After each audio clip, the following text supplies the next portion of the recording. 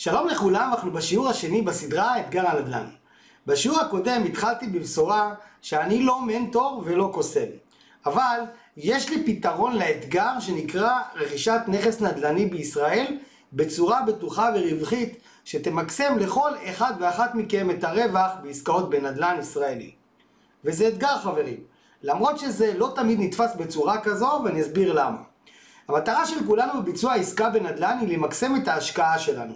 למקסם זה לא בהכרח אומר למצוא את הנכס הכי מניב בשוק או עם הפוטנציאל רווח הכי גבוה, אלא תצטרכו למצוא את הנכס שעונה בצורה מדויקת על הצרכים הפיננסיים הכלכליים שלכם. ופה האתגר. וזה מה שאני רוצה ללמד אתכם בעצם לעשות, למצוא את הנכס שהכי נכון בעבורכם, וכדי לעשות את זה אתם צריכים לדעת לשאול את השאלות הנכונות. אלו שמייצרות לכם בעצם ודאות. אז בואו נתחיל בלהבין מאיזו שאלה לא כדאי להתחיל. השאלה הראשונה של רוב רוכשי הנדל"ן היא איפה כדאי להשקיע. וכאן מתחילות סדרה של שאלות. באר שבע, חיפה, דירה מקבלן, יד שנייה, דירה למגורים, דירה להשקעה, נדל"ן פרטי או מסחרי. את התשובה לשאלה הזו אנחנו נסמן כעובדה מספר אחת. זה לא איפה נכון להשקיע, זה איפה נכון לכם להשקיע. כששואלים באר שבע או חיפה, לאחד באר שבע זה יהיה הדבר הנכון ולשני חיפה.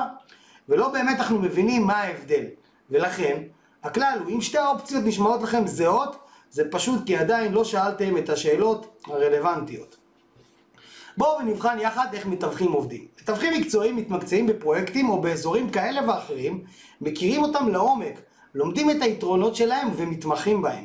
אם זה מתווך טוב, הוא יבחן כל עסקה ועסקה לגופה, ויבחר עסקאות שהוא באמת מאמין בהן. אבל לכם זה בכלל לא משנה. כשאתם באים למתווך ואומרים לו מה אתם רוצים, הוא לוקח אתכם לראות נכסים, אפילו בהתאמה אישית לתקציב שלכם. ברוב המקרים הוא יגרום לכם להאמין שזה הנכס בשבילכם, לא מתוך מקום של רמאות חלילה, אלא מהמקום שזה מה שיש לו להציע לכם. ורוכשים רבים עושים את הבחירה לעתים מתוך שיקולים זרים ולא ענייניים, ומאמצים את הפתרון הסכמטי שמציעים להם המתווך או כל פתרון הנקרא להם בדרך, בלי שכל התמונה באמת חשופה בפניהם. והמשמעות היא שבעצם הם מאמרים על ההשקעה שלהם. ואז מה קורה? יש כאלה שזה יעבוד להם וישיגו את המטרה הכלכלית שלהם והכל בסדר. ויש כאלה שימצאו את עצמם באיזשהו שלב במצב כלכלי לא צפוי שמחייב אותם לממש לפני הזמן, או כאלו שיכנסו לעסקה ויגלו בדרך עוד הוצאות וריביות והיטלים שהם לא לקחו בחשבון ובסוף יצאו בנזק גדול. וזה בדיוק מה שקרה לי בעסקה הראשונה שלי, בדירה למגורים, שהביא אותי להפסד של כ-200,000 שקלים שלקח לי כאיזה 4 שנים להתאושש ממנו. ואני רוצה למנות לכם את כל הטעויות שאני עשיתי בעסקה הזו כדי שאתם תוכלו להימנע מהם. זה היה בשלהי שנות ה-2000, קצת לפני משבר הסאב פריים, למי שזוכר, שקרה בארצות הברית, השפיע על כל העולם כולו כולל עלינו. אנחנו היינו זוג צעיר בתחילת הדרך וחיפשנו לרכוש בית למגורים. ואני מדבר איתכם כשדירות נמכרו לפי שער הדולר והריביות במשק היו הרבה יותר גבוהות מהיום. באמת, מצאנו את עסקת החלומות שלנו, פרויקט פינוי-בינוי בשכונה שבה גדלנו, דירת 4 חדרים, אכלוס תוך 3 שנים, במחיר הנכס כ-120,000 דולר. הכל התחיל באיחור של הקבלן המבצע, נגרר להצמדה למדד תשומות הבנייה, נמשך בתקלות וליקויי בנייה שגררו הוצאות כספיות על תיקונים, וכבר אחרי מספר חודשים שאנחנו גרים בנכס הבנו שעשינו את אחת העסקאות הגרועות בחיינו, וזו רק דירה למגורים. בסופו של דבר סך התשלומים שהיינו צריכים לשלם היו גבוהים לנוכח השינויים שעברו עלינו, ונאלצנו למכור אותם מוקדם משציפינו בעיצומו של המשבר הכלכלי, וכשאנחנו עם הגב אל הקיר. בקיצור, מהרגע שחתמנו על החוזה ועד שמכרנו את הדירה, הפסדנו קרוב ל-200,000 שקלים. על השכירות המצטברת עד שהדירה הייתה מוכנה, איחור של הקבלן, המדד, ומחירה בסוף בהפסד מתוך לחץ. אז איפה טעינו? ראשית, לא התאמנו את התשלומים ליכולת הכלכלית שלנו, מה שאילץ אותנו למכור אותה בתזמון גרוע ובהפסד גדול. שנית, כזוג צעיר הסתכלנו רק על התרחיש האופטימי, ולא בחנו את הריאלי, שלא שכן את הפסימי. ושלישית, לא בדקנו ולא היינו מודעים להוצאות הנלוות שכרוכות בעסקת נדל"ן. אלו היו רק הטעויות שלנו, ואני רואה כל יום עוד המון טעויות אחרות שזוגות צעירים עושים. במילים אחרות, סמנו לעצמכם עובדה מספר 2, אין טעויות חדשות, יש אנשים חדשים שעושים טעויות ישנות. ומה היופי? שאפשר למנוע אותן. רק צריך לדעת לשאול את השאלות הנכונות. ולמה אני מתכוון? אחרי שחזרנו להורים, כבר זוג נשוי פלוס ילד, ישבתי שעות ללמוד ולהבין את הבסיס. מה זה טאבא, טאבו, הסכמי שיתוף? מה זה המושגים האלה ולמה הם חשובים כל כך? התייעצתי עם עורך דין כל יום על סוגי המימון ועל התרחישים השונים. עשיתי עבודה של הכרת שטח אינטנסיבית במשך שבועות, ומאוחר יותר גם הלכתי ללמוד שמאות מקרקעין כדי להשלים את הידע החסר. ובסופו של דבר, אחרי כמה שנים וכמה עסקאות השבחת קרקע, הצלחתי להחזיר את הכסף שהפסדתי, ואף כפול מזה. ואז הבנתי משהו חשוב. רק כשכל הפרמטרים היו אצלי ביד, יכולתי לבצע את העסקה בהתאמה לצורך הכלכלי שלי ולתקציב שהיה לי. ולא פחות מכך, לנצל את הפוטנציאל הגדול של התזמון לקראת סוף המשבר של 2008, שכידוע, כל משבר מסתיים בצמיחה. ואנחנו נדבר על המשבר של ימינו בסרטון הבא. וככה עשיתי עסקאות מוצלחות פעם אחר פעם, והגעתי לרווח מצטבר של מעל 1,000,000 שקלים בפרק זמן של 4 שנים. אז איך מוצאים את העסקאות שנכונות לכם? כלומר, אלו שמקסימו את ההשקעה שלכם במסגרת הצרכים והתנאים הכלכליים שלכם? דיברנו עד עכשיו על מאיפה לא נכון להתחיל, וגם על הצורך לשים בצד את כל הנתונים היפים והמספרים המפתים, ולהסתכל על מה נכון לכם. אז בואו נדבר על מאיפה כן מתחילים. מאחר שהמטרה היא לייצר לעצמכם עסקאות כמה שיותר בטוחות בהתאם לתנאים הכלכליים שלכם, אתם צריכים להתחיל מניתוח המצב הכלכלי. לא רק נזילות והון ראשוני, אלא תקציב, יכולת החזר בתנאים משתנים, מה גובה המשכנתא שתקבלו, והכי חשוב, יכולות המינוף שלכם. ומשם תוכלו להבין מה האפשרויות הנדל"ניות שעומדות בפניכם. ואחרי שאיתרתם אחת שמתאימה, תצטרכו לשאול את השאלות שמייצרות ודאות לגבי העסקה. כמו מה העלות הסופית של הנכס, מה ההשלכות של עיכובים בלתי צפויים שיחייבו הוצאות נוספות, עלויות של השבחה, כמה באמת תעלה הסגירה של המרפסת, האם יש היטלים, ואולי עוד הפתעות בלתי צפויות שנמצאות מתחת לפני השטח. כלומר, לעבוד בצורה אסטרטגית מהמטרה, דרך הנתונים ועד התוצאה, ולא ההפך כמו שרבים עושים. אחרי שהבנו את זה, אנחנו יכולים להגיע לשורה התחתונה של המדריך הזה, ושזה עובדה בעצם מספר 3, אתם לא רק משקיעים או רוכשים, אתם יזמים. גם אם אתם עושים את הרכישה הכי פשוטה, גם אם התגלגלתם לתחום כי נשאר לכם כסף פנוי מקרן שהשתחררה, מירושה וכו', ואין לכם כוונה להשתקע, אתם לא יכולים להרשות מעצמכם לעשות השקעה כזו בלי להבין את המשמעות של כל צעד. וככה אתם צריכים להסתכל על זה בכל שלב בדרך. כלומר, ליזום בעצמכם את הבדיקות שאתם צריכים לעשות, את השאלות שלכם תהפכו לשאלות חכמות יותר על מנת לקבל תשובות. אם אתם לא יוזמים, אתם משאירים דברים ליד הגורל, וכשאני אומר גורל, אני לא מתכוון לחסדי שמיים. אני מתכוון לאינטרס שיש לגורם שמולו אתם עובדים, אם זה המתווך, מנהל המכירות או אדם פרטי, אתם נתונים לחסדים בעצם של האינטרסים שלהם. ומה קורה כשאין לכם את המידע? אתם מסתמכים על דעה של בן אדם אחר, כמו במקרה עם המתווכים, אתם רואים בן אדם שצבר ידע והוא משכנע אתכם ואתם מאמינים והולכים איתו. הבעיה שלא יש את הדעות שלו, אפשר ללמוד מהם הרבה, אבל הם לא תמיד יהיו נכונות בעבורכם. ואת המידע שלא מוצג בפניכם, הרבה פעמים לא במכוון, אלא ממקום של חוסר ידע, זה התפקיד שלכם ללכת ולהביא, כי הכסף שלכם והעתיד שלכם מושקע שם. לכן, אני אומר, קחו את הידע שקיבלתם מכל מקור, תחקרו בעצמכם, תשאלו עוד ותגיעו לתובנות שנכונות לכם. כמו שבן אדם חכם יבוא לרופא ויקשיב למה שיש לו לומר, ילך, יקרא עוד וילמד, ישאל עוד רופאים ובעלי מקצוע, ובסוף יחזור לאותו רופא עם יותר מידע ויכולת להשתתף בקבלת ההחלטה, הרי בסופו של דבר זה המצב הבריאותי שלו. אותו דבר גם בעסקאות בנדל"ן. ושימו לב, גם אם אתם קונים דירה למגורים, אתם עדיין יזמים, אתם חייבים להבין את זה. ואני לא מכיר שום יזם בנדל"ן שבייביסיטר צמודה וארוחות שישי אצל חמותו נכנסות לו במכלול השיקולים, ואני אסביר. מכירים את המשפט, לגור ליד חמותך זה נכס, אבל לרכוש נכס ליד חמותך זה נטל? אז אני אסביר. אני אסביר על ידי דוגמה. זה משפט שבעצם נוצר שנה וחצי האחרונות שאני בונה בעצם את כל המיזם הזה של נדל"ן ישראלי, שאני בדרך נותן ייעוץ לכל מיני לקוחות, ובאמת דיבר איתי בחור בשם יוני, שאין לו הון אישי, והוא רוצה לייצר לעצמו את הנכס הראשון שלו בנדל"ן, הוא רוצה לקנות דירה למגורים.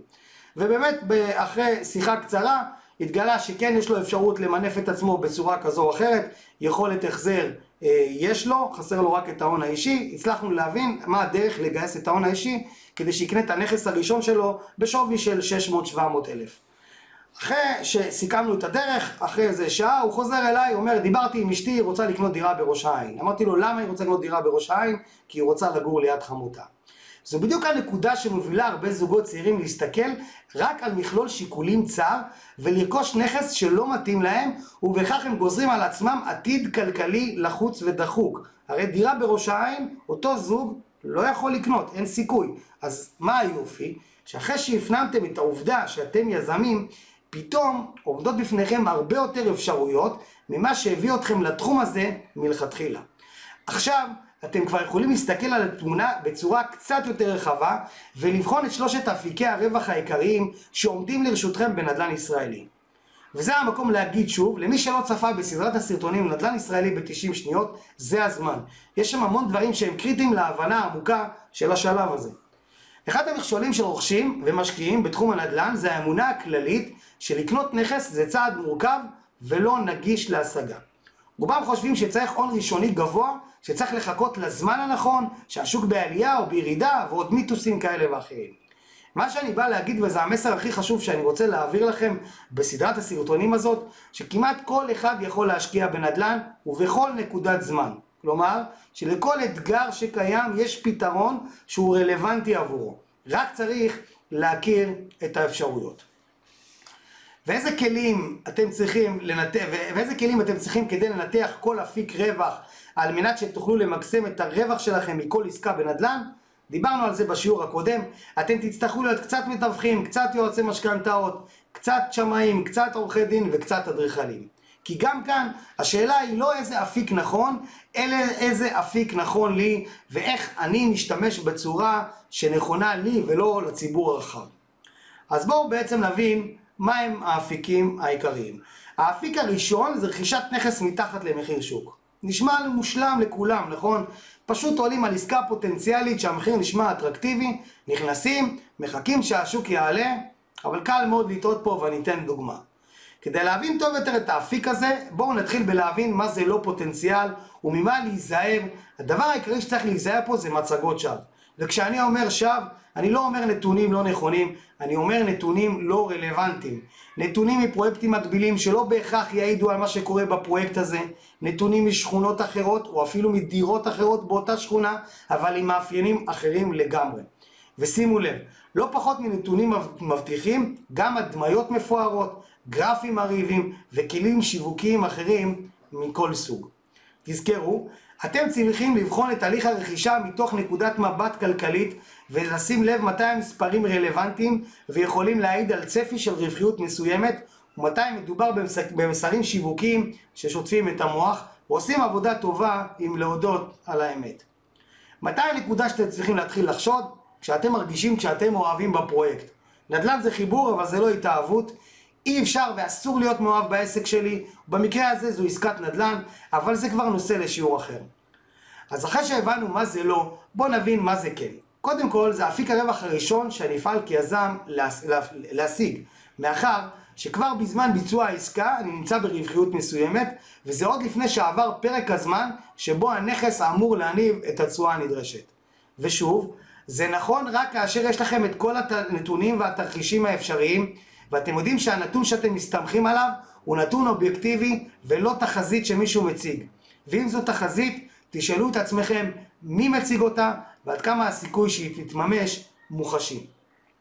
שימו לב, נכס מתחת למחיר שוק לא מוצאים במקרה וגם לא על הרצפה. זה ידרוש מכם יכולת גבוהה להכרת השטח, קשרים עם מתווכים, הכרה של סוגי הנכסים, סוגי ההשבחות וסוגי הלקוחות הפוטנציאליים עבורם. והכי חשוב בעצם, סוגי ההשבחות השונים שיאפשרו לכם למקסם את הרווח שלכם מהעסקה. וכאן בעצם אני מגיע לאפיק רווח השני שאנחנו הולכים להכיר היום, שמשתלב בד בבד עם רכישת נכס מתחת למחיר שוק, והוא בעצם השבחות נכסים. דיברתי על נכסים מתחת למחיר שוק. לרוב אלו נכסים שיהיה בהם כשלים כאלה ואחרים, והם דורשים סוג של השבחה. השבחה יכולה, בוא נחלק בעצם, אני חילקתי את ההשבחה בעצם לשני סוגי השבחה עיקריים. השבחה פסיבית שהיא נובעת בעצם מעליית ערך הקרקע, לרוב בעקבות היצע נמוך מול ביקוש שהולך וגדל, ובאמת אנחנו רואים שלאורך הזמן באזורים יותר מרכזיים מחירי הדירות יותר יקרים, ובאזורים יותר פריפריאליים המחירים של הנכסים יהיו שם זולים יותר. השאלות בעצם שאנחנו צריכים בעצמנו לשאול בהשבחה פסיבית זה מתי ערך הקרקע יתייקר. הרי כשמדובר בנדל"ן בטווח הארוך אפשר לראות עליית מחירים, אבל השאלה מה קורה בטווח הקצר, מה הצפי לעליית המחיר, מי קבע אותו וכיצד, נרחיב על זה בעצם בשיעור הבא. השבחה אקטיבית זה פעולות שאני כיזם מצטרך להכיר ולבצע על מנת להשביח בעצמי את ערך הנכס. לרוב הכוונה היא לנכס שזקוק לשיפוץ, אבל ישנם עוד סוגי השבחה כמו פיצול, שינוי ייעוד, תוספת זכויות תוספות שלא מומשו. חשוב לי כבר שתבינו כבר בשלב ממש מוקדם שכל ההשבחות של נכס למעט שיפוץ פנימי נובעות מהקרקע. זה שאני יכול לסגור מרפסת או להוסיף חדר בגג נובע ישירות מהזכות שלנו בקרקע, ובשפה המקצועית זה נקרא או שינוי ייעוד או איחוד מחלוקה או תוספת זכויות שלא מומשו. ואם מדובר בהשבחה אקטיבית, השאלה הראשונה שאתם צריכים לשאול אם מדובר בשיפוץ כולל, וכאן נצטרך לעשות הבחנה בין שיפוץ שדורש היתר לבין שיפוץ שלא דורש היתר. או כמו ברבים מהמקרים יש כשלים שהם נקודתיים שבעזרת הום סטייג'ינג חכם אפשר יהיה לטפל בהם ולהשביח את ערך הנכס. הום סטייג'ינג למי שלא מכיר זו מתודולוגיה שמאפשרת בעזרת פעולות נקודתיות להעלות ערך של דירה בהשקעה יחסית מינימלית, דרך הבלטת היתרונות שלה, זיהוי החסרונות והניטרול שלהם ויצירת רושם חיובי והרגשה נכונה. גם זה נשמע מדהים, אלא שגם כאן יש המון נעלמים שצריך להכיר לפני שאתם נכנסים לעסקה. לא לכל דירה זה מתאים, וגם התוכנית שתעשו צריכה להיות מתוך היכרות מעמיקה עם קהל היעד שלכם, ולא על סמך הרושם האישי שלכם. זה נכון, כמובן, גם אם אתם משפצים לצורך השקעה, אתם חייבים לדעת מי האנשים שהולכים לגור, ומה הצביון של השכונה, בין אם היא קיימת או בהתהוות. וכל זאת לפני שאתם מחליטים כמה חדרים ומה יהיה צבע השיש. ובנקודה הזאת תצטרכו גם לבחון מהו אורך הרוח הכלכלי שלכם, עד הנקודה שבה תהיו חייבים לממש, ומה המשמעות עבורכם אם התחזית לא תתממש בזמן הרצוי. עוד אתגרים שכיזמים אתם אמורים להכיר כדי לצפות אותם מראש זה בעיות ברישום הנכס, כשל תכנוני, חלוקות של מגרשים. כל אחד מאלו הוא פוטנציאל ענק לעיכובים ולהתייקרות של ההליך שיכולה להפוך את העסקה המדהימה ביותר לכושלת במקרים מסוימים, ובמקרים שכבר צברתם את הידע והתהליכים השונים עסקה כזו יכולה להיות גם רווחית מאוד. אז אחרי שאנחנו קצת יותר מפוקחים, זה הזמן לדבר על האפיק רווח השלישי שאולי הוא גם המשמעותי מכולם, שזה בעצם המינוף. דיברנו על זה שכדאי לכם לראות את עצמכם כיזמי נדל"ן ולא כרוכשים פשוטים, אז האפיק הזה הוא אחת הסיבות העיקריות לכך, והרבה לא מודעים אליו או לדרכים המגוונות שאפשר בעצם להשתמש בו. כי בעצם המשמעות שלו היא שכמעט כל אחד יכול להפוך ליזם בנדל"ן בכל נקודת זמן, גם אם אין לו סכום פנוי ונזיל ביד ברגע מסוים. אבל זה סופר חשוב, אולי הדבר הכי חשוב מכולם, עצם העובדה שאתם יכולים לפנות או לקבל סכום מסוים כהלוואה להשלמת ההון האישי שלכם, לא אומר שאתם רוצים לעשות את זה בכל תנאי. אני מדבר פה על עלות הכסף שלכם שאתם מביאים למול הרווח הפוטנציאלי שהעסקה אמורה לייצר לכם. אז בואו נבין טיפה יותר לעומק מה זה מינוף, אילו אפשרויות הוא מעמיד בפניכם ומה המשמעויות של כל אחת מהן. קודם כל, למי שמכיר, מינוף זה חוב, אבל זה חוב טוב, שלא כמו הלוואה לרכב חדש שזה חוב רע, שאנחנו משלמים חזרה בעצם לגוף המלווה ללא כל תמורה.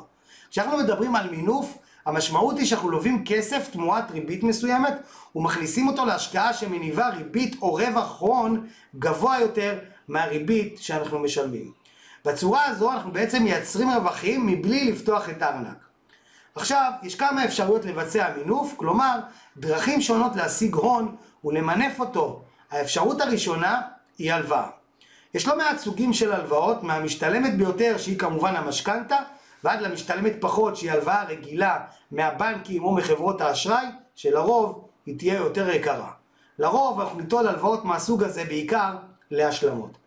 הלוואה או משכנתא זו כמובן האפשרות הנגישה ואולי הנוחה ביותר להשיג מינוף, כי רוב הבנקים ישמחו לאשר לנו הלוואה של 70% אם רק נציג להם יכולות פיננסיות סבירות.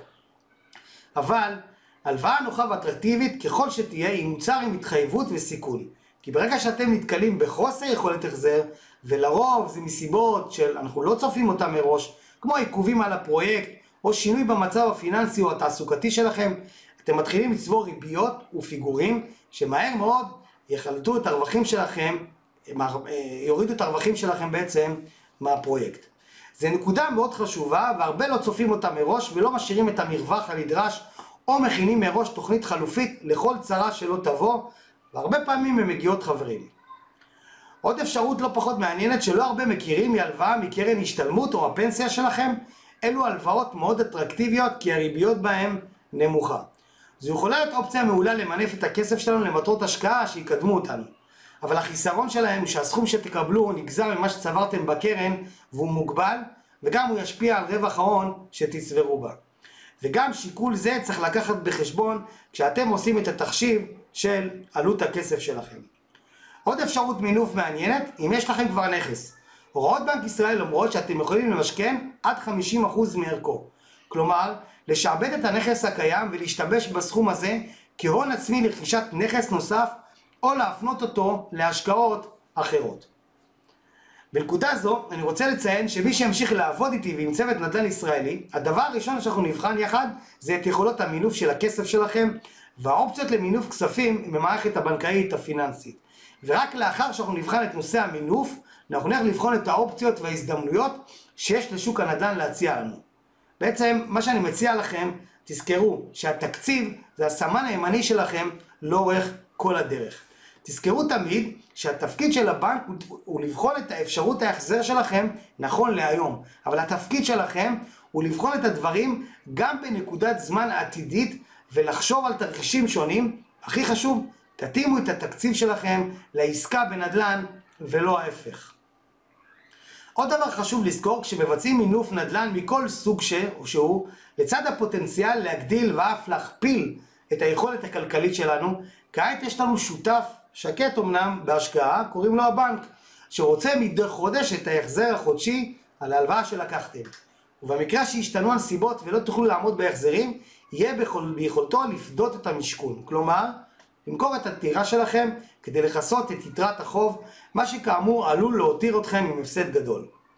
בשורה התחתונה, תזכרו שמה שחשוב לוודא בנושא המינוף הוא עלות הכסף. כלומר, שגובה ההחזר בתום התקופה לאחר תוספות הריבית יהיה נמוך משמעותית מהתשואה על הנכס שלכם, כדי להימנע ממצב של חוסר מינוף, שזה בעצם כסף שיכולתם להרוויח אם הייתם פועלים בליווי של אנשי מקצוע. כדי לוודא את זה, כי בסופו של דבר זו אחריות שלכם ורק שלכם, אתם צריכים להכיר לעומק מצד אחד את השוק ואת השטח שאתם משחקים בו, להבין אם הוא בירידה או בעלייה, להכיר את התרחישים והאפשרויות שטמונים במשכנתא או בהלוואה שאתם לוקחים, ומצד שני גם את היכולות הפיננסיות שלכם שקובעות את גובה המינוף. במילים אחרות, אתם צריכים להיות שוב קצת מתווכים, קצת יועצי משכנתאות, קצת שמאים וקצת עורכי דין, כדי למקסם את הרווח שלכם על ההון האישי ולמזער את הסיכון שתפסידו חלקים משמעותיים ממנו. כי אף אחד מבעלי המקצוע, לא עורך הדין שלכם, לא המתווך, לא יועץ המשכנתא וגם לא השמאי, תפקידם לבחון את כדאיות ההשקעה של הכסף שלכם. כל אחד מהם יודע לחשב חלק מאוד מסוים במכלול הזה, אבל מי שאמור לחבר את כל הפיסות מידע ולהגיע לשורה התחתונה של האם שווה לי או לא שווה לי, זה רק אתם. והדרך לעשות את זה היא לשבת ולעשות תחשיב כולל שמתחיל בניתוח היכולת הפיננסית שלכם. משם תוכלו להבין אילו אפיקים קיימים מתוך התקציב שלכם, והאפיק שהכי קרוב לכם, ההשקעה הכי מתאימה לכם, אתם פשוט תפנו לבצע אותה. לכל אפיק, לכל סוג השקעה, יש אינסוף אפשרויות, ואתם לא רוצים לבחור דווקא את זו שפגשתם ראשונה, או שמשווקת אליכם בצורה הכי בולטת.